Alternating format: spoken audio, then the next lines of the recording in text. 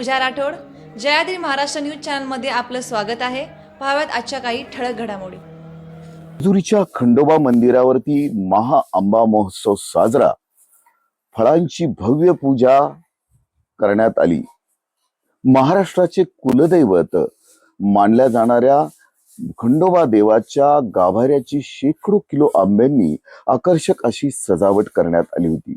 मंदिर संस्कृती उपासक गुरव पुजारी वीर कोळी आणि गडशी यांच्या वतीनं आयोजित करण्यात आलेल्या महाआंबा पूजा सोहळ्यामुळे संपूर्ण गाभारा आंबामय स्वरूपात उजळून गेला होता.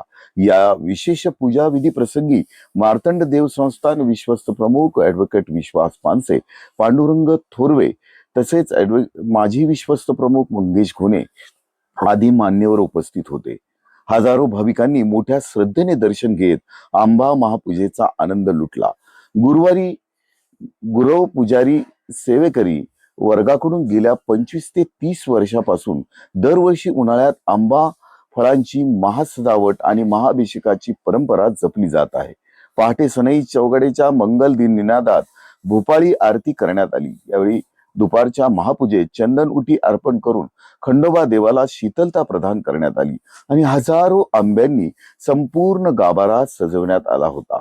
आंबा हा फळांचा राजा मानला जात असल्यानं त्याला एक ऐतिहासिक, पौराणिक आणि सांस्कृतिक महत्व प्राप्त आहे.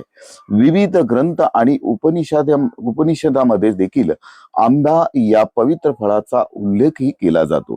त्यामुळे वैशाख महिन्यात या पवित्र फळांची देवाला पूजा करणे अथवा देवाला फळ अर्पण करणे हे अत्यंत पुण्य कर्म मानलं जातं. यामुळे खंडोबा देवाची कृपा प्राप्त होते.